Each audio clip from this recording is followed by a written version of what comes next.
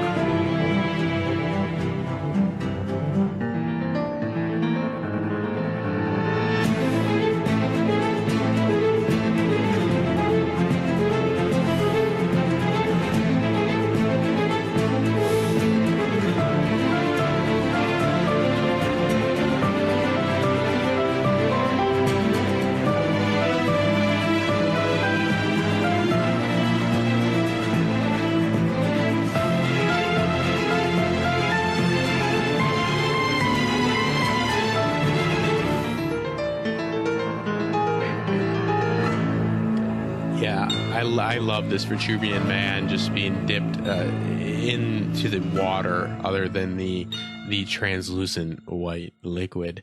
Essentially it's just everything is a little bit more grounded here, as you see right here. Not only, well, first off, that looks more like our world, or more like something that resembles a world than on the left side.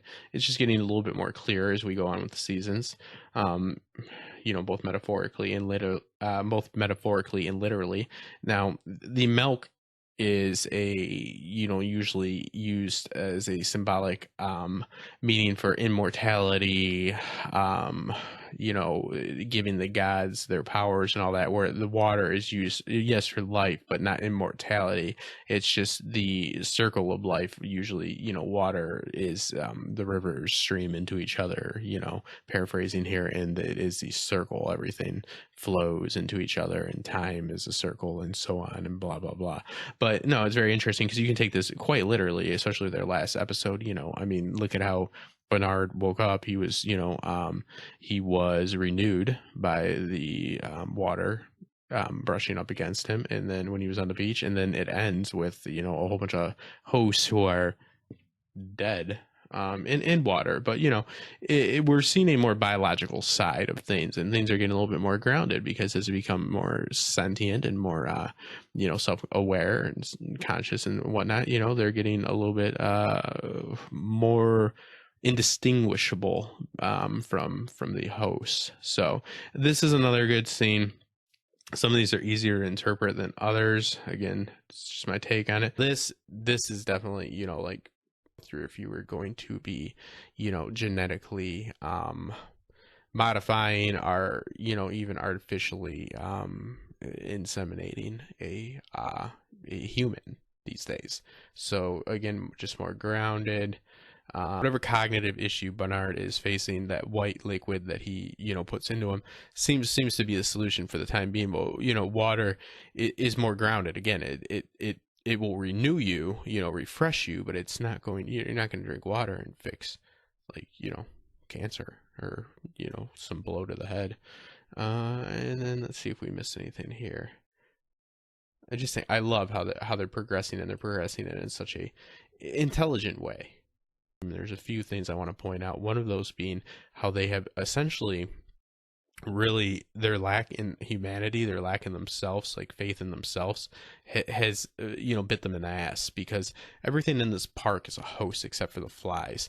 So they didn't trust even like to plant any humans that we know of in this actual park, because they knew they could control the host. But now let's look at the flip side of that coin, and they have set themselves, their lack of faith in humanity has maybe, you know, if it was on a larger scale, could potentially wipe out humanity.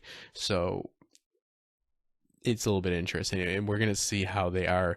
Yes, they're using technology, but I'm going to point out a few times here, especially in this scene where you see them using very archaic methods for identifying Bernard.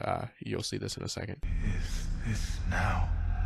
I didn't realize how messed up he was from that, you know, Ford-induced suicide until recently. The blow in the head he takes here doesn't help either.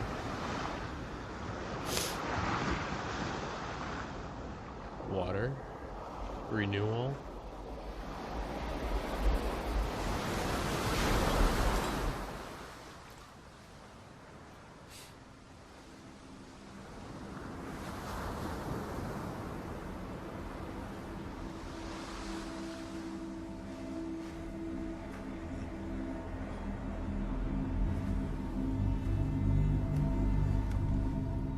Found another one. Who is it? Who the fuck knows? Hey! Hey, get up! Get your hands where I can see them! Whoa. Bernard! You gonna shoot the boss?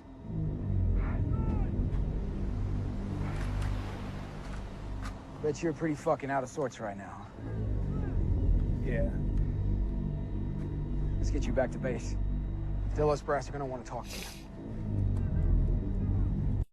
Notice she's flipping through these cards that we'll see in a minute. She's not using any digital form, which is obviously readily available.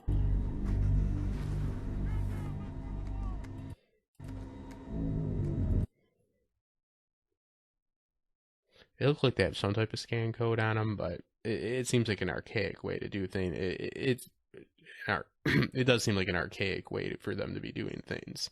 So, you know, it seems like the least amount of digital equipment as possible, such as like tablets or anything that could be hacked into. Yeah, it just looks like a clearance card. And she seems like a bitch. How fucking long are we out here?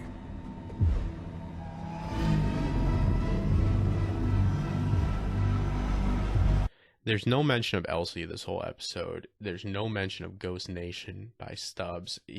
First thing he wants to clarify is the state of Arnold's mind, meaning, to me, he's hoping that he's out of it, because he doesn't want him to be completely on his game, because if Ford's master plan was truly to make something happen out of this, Now, I truly believe he never thought it would fully succeed, but maybe it would spark the courage, and you know, it would spread, so a larger scale one could happen in the later seasons. But they can't. I mean, these guys, they do a good job of portraying them as somebody that, your modern day mercenaries, which is, a fantastic thing for us to have. But yeah, they aren't fucking around. They know their stuff. They're doing this because this is their life. So I definitely like their you can see a difference within their mentality than Stubbs' mentality even, and he was pretty gun ho. But also, he seems to be a little less gun ho right now. But I don't know. Remind me of like Blackwater.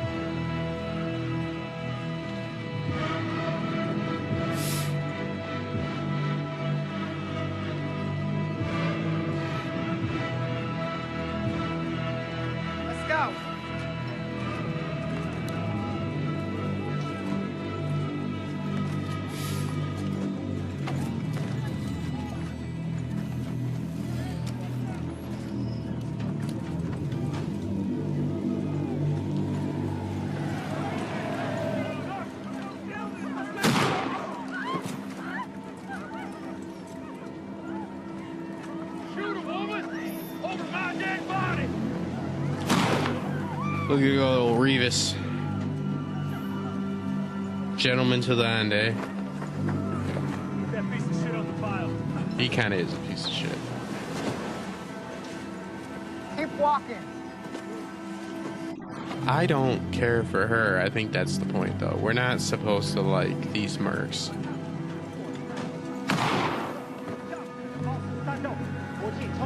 See this? It's an official statement executed by your country, given Del. So now, what he was just saying, if you don't withdraw within 1 hour, promptly, we will begin to provoke battle, international conflict, followed by 2 indistinct characters is the exact translation. So pretty much, the Chinese naval officer is saying, you guys got to get out of here in 1 hour, else you are, declaring war. Look up, I was going to do a whole video on this, but you guys probably are not interested, of the, South China Sea, and it is crazy the amount of islands they're building, and there's some real, there's some real facts that back this up, and the maritime trade in the international water, I believe it's ETZ, comes into play. It's very shady, and it's not even just China. China's just the one doing it the worst. But yeah, I mean, the gist of this information is they sold over to Delos, the rights of this island, so it can't be that big. Or that populated for them to be able to take control of. It's about the size of Houston. That's been confirmed from our on-staff Milt geophysicist. He did the actual scaling for me. So, you need an island about the size of Houston that doesn't have a pre-existing population on it. So that leads me to believe they built it from scratch. They were probably going to militarize it or whatever, and then they end up, Delos acquired it. We do see a helicopter in these scenes for the upcoming, season scenes. Authority over this entire island. So right there, what he's saying again is, if you don't withdraw within 1, and then he cuts him off. Sir, the officer was saying. I know what he said. Have them sign an NDA and then please escort them off my fucking island. Yes, sir. Non-disclosure agreement, same thing you would sign on a movie set. He can't talk about what he saw there, because just like with the Arnold situation, they're going to not want this to be publicized. I mean, this is not good for business. Mr. Lowe, good to see you. So the circumstances are less than ideal. Carl Strand, head of operations. Walk with me. You're executing them? Some say you destroy your enemy by making them your friend. I'm more of a literal person. Some of them aren't hostile. Of course they are. After all, you built them to be like us, didn't you? Given the nature of your work, I'd understand you'd be a little conflicted about what we have to do here. Of course, the cynics among us will say much of this falls on our head of behavior. With all due respect, sir, you weren't here. Right before he's about to cut in the Stubbs, which is gonna, we'll get to our last point here. Again, Stubbs is taking a whole lot of flack when if he was abducted by Ghost Nation, which again, the last time we saw Stubbs, what we saw was him say, freeze all motor functions, and they didn't. Nothing after that. So, I mean, yes. Was he probably taken by Ghost Nation? I'm going to lean towards yes, but I'm just saying that we did not see that happen. It was just implied. So this is Westworld. It's not really explained usually at once. It's usually explained throughout like 7 episodes. So, but look at Carl Strand is quite aware. Like, that's quite an odd thing for him to say, in my opinion, that, you designed them to be like us, like he is more accepting when you see Charlotte Hale in this episode.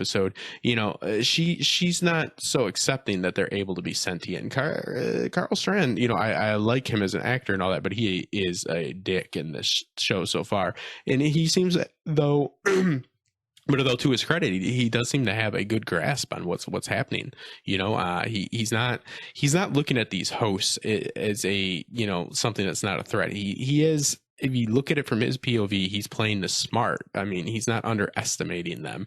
I don't agree with his ideology, but I mean, he's not an idiot. He's not just going to rule it out. One of the morals of this series is that there isn't going to be a difference, unless you just hold yourself to that I was created by a higher power thing, so were they technically. They just got to see the higher power.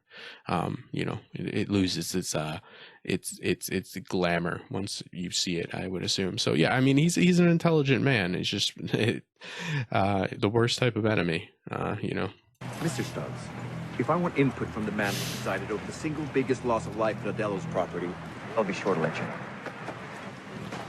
I mean, season 1 Stubbs ain't taking that shit. Not even from, snarky Elsie. He doesn't mention Ghost Nation once. They're about to be shown. So I here's my take, people. I think what's going on, and we see Fars here. Just one more scene from him. This establishes he doesn't play by the rules type of character, which I'm saying it's silly, but hey, it's important to do. It's storytelling, he's going to break some protocol here. Strand. Mr. Costa. Mess began.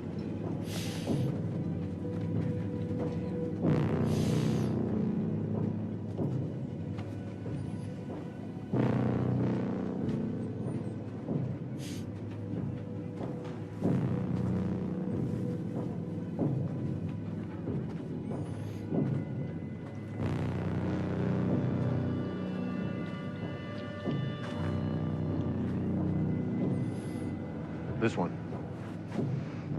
I'd like to know what was on his mind. Here? In the field? This isn't exactly sterile. We all have to make accommodations, Mr. Costa.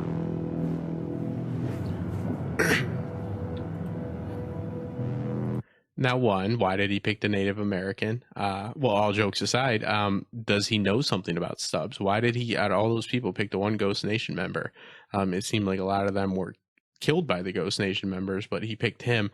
And Far's character, why I don't understand what he's so concerned about sterile for. I guess that he's more sympathetic towards the host, but yeah, that's his showing his one of his character traits is he's willing to bend the law to get things done, but also it shows he might be insightful. He knows there's a connection maybe with Stubbs and Ghost Nation, and again Stubbs doesn't say anything about this.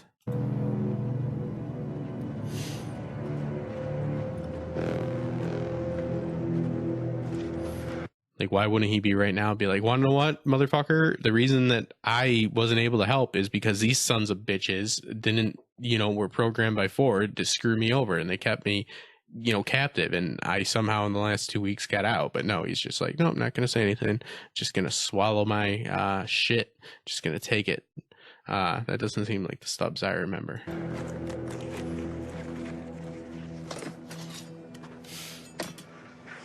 His tools don't look too sterile. Fast forward. We'll see a little bit of the milky white. It's the cortex that evidently, that's what's damaged in Bernard right now. are not right now, evidently, but before. According to the timestamp, this was recorded 11 days and 9 hours ago.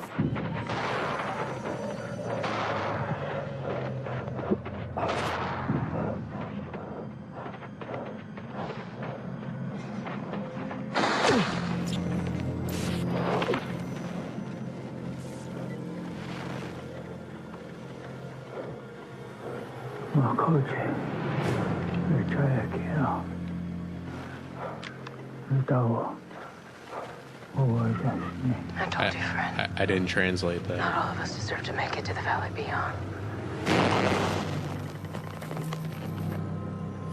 So we get our timeline here, and this will bring us to our final point. Stubbs, he's either holding. Why would he be holding his cards close to his chest about this? If he's serious about getting this situation resolved, he would be like, "Yeah, those dudes took me. I know where the rest of them are." Another thing is, why is Dolores killing them? Is she killing them because she literally is being quite culturally insensitive by not allowing the Native Americans to ascend? Or more likely, she sees them not being as far along through their process of becoming sentient. So they're using the whole, they must go through this pain. But here's my tinfoil end cap here, that she sees that Stubbs is with them, and Stubbs is not being harmed, and that leads her to believe that Ford has made this happen because he knows that Stubbs is going to be crucial at some point in Stubbs' security, so that's not good for her. So she's not happy that they're playing ball with their programming still, and that might have been the moment where Stubbs escaped. Our Stubbs never escaped, and there is a live Stubbs somewhere still with Ghost Nation, and this that we're seeing is actually a host Stubb, because we also don't see Elsie. We'll be interested to see what happens with her, but it all comes down to is, what did Ford hope to succeed out of all this, in my opinion? Did he think full? I mean, I do like the idea of just hands off, less coercion, more validity to their sentience, to them being awarded personhood, blah blah blah. But with the chess master character trope, it seems like he's gonna, even after death, as we saw with the young Ford being mixed with him in the Vane-esque way, that he is still pretty hands-on. So I'm just gonna have to go ahead and believe that he knows that, like, Stubbs, who like half of the first season was competent, couldn't be involved in this process because he is going to hinder the overall plan. So it's like, how far do they really want him to go? Do they just want to spark what seems to have been sparked, the bleeding through of the other parks? And also maybe that Ghost Nation, since they didn't hurt him, this is Stubbs, and he is now a host sympathizer because he realizes that they're not all bad. That, like I've always said, it's almost like necessary that they show they can kill them, but they show that they won't, because it's just a different situation altogether. It's like the dog doesn't bite me, not the dog can't bite me. So I'm not calling them dogs, but. No, I didn't see you guys there. I'm Justin Thomas, and I hope you enjoyed that video. And if you did enjoy that video, make sure to check out some of our other videos, maybe right here, possibly right there. But make sure to subscribe right there. And we'll see you guys soon.